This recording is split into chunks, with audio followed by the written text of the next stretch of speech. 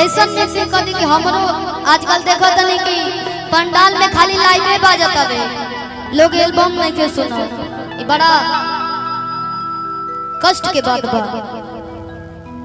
किसी की ना डोले रे कि ताहिरे बनवाना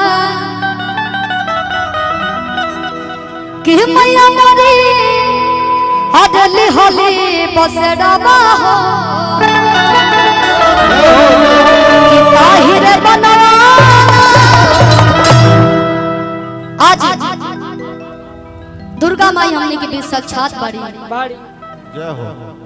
तमाम लोग अपना मन में तमाम तरह के श्रद्धा इच्छा लेके आवेला है। बस में पूरा लोग बैठल बा, जाम लगा बा। जाम भैया जाम मत लगाइए आप लोग। हाँ जाम ही कहने की जैसे थोड़ा सा गाड़ी आई तो आप लोग खसक जाएगा बा, बाकी खड़ा नहीं कोनो बात ना। कि जाना माने आहो मैया अब सीतियों ना डोले रे कि ताहिरे बनवाना कि मैया मरी हदली होली बसड़ावा हो कि ताहिरे बनवाना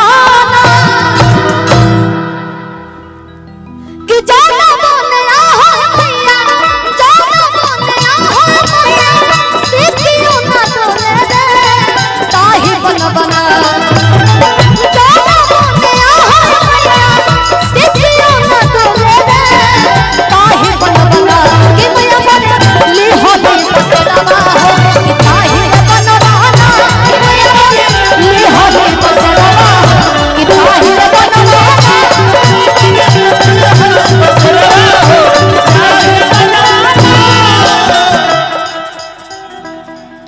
झूमत रहेगा बा। ताली बजा। बाकी आप लोग पिलर पे खड़े हैं, कहीं गिर मत जाइएगा, इसका डर है। पता चले कि कल शिल्पी राज के प्रोग्राम में बलबल के पैर टूट गइल बा, तो ई शिकायत ना मिले के चाहिए। बात तो कहत रहे कि माथे पर मुकुटवा शोभे आज काने कुंडलवा कि तीरिया धनुषिया माई के आज शोभे तालवा माई के हाथ में अस्त्र शस्त्र बा। माई साक्षात विराजमान बनी। कैसे कि माथे पर मुकुटवा शोभे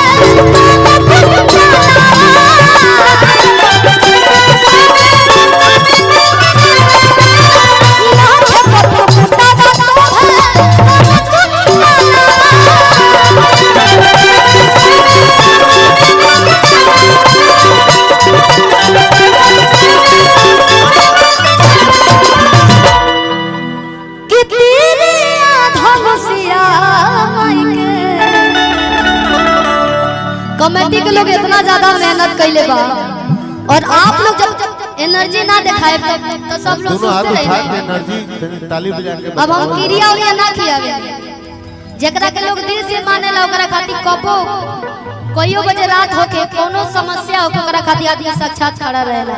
एमे कहे के बात बा अब तीरिया धनुषिया माई के अद शोभे तालवा।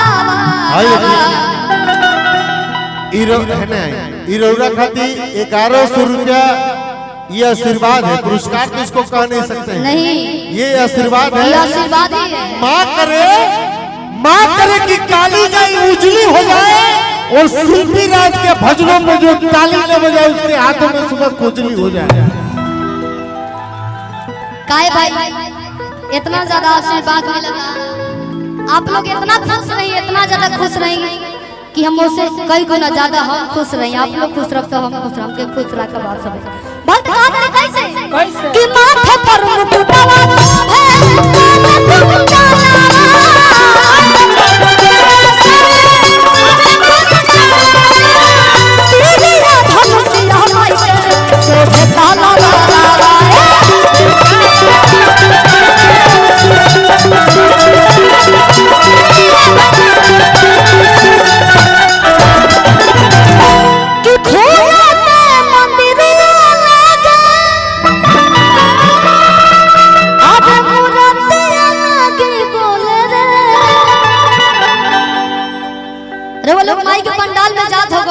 कोई माई मुस्का तरी बोलो तरी हमार बात सुनत है। सही बात बाकी ना हो चाची कि खोलते मंदिर लागे और मूर्ति लागे बोले रे कि ताहिर बनवाना खोलते मंदिर लागे खोलते मंदिर लागे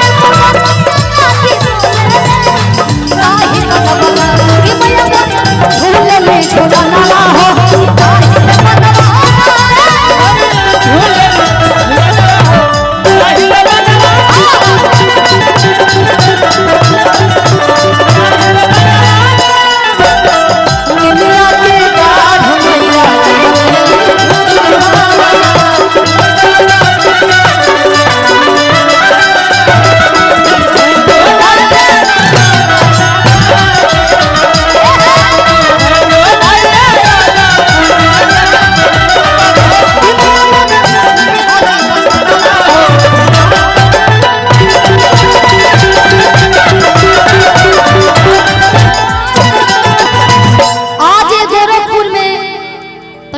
कन्या की कत 17 साल से 7 साल से एजा लगातार कार्यक्रम होला बड़ से बड़े स्टार कास्ट आवेला एजा और एवरी सौभाग्य के बात बाकी हमरो के माई के दरबार में हाजिरी लगावे के मौका मिलल। सुनी 15 साल से कार्यक्रम होला। हां अब पंडाल रखा 30 साल हो गए लेकिन 7 साल से कंटिन्यू हम भोजपुरी स्टार लोग के लेके जे उपस्थित रहे।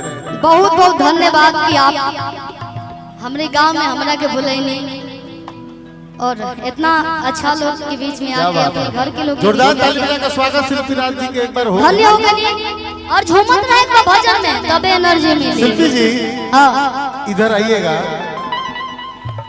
ये आपका गांव है, आपका नगर है। हां ये देखिए इधर से ये आपकी टीम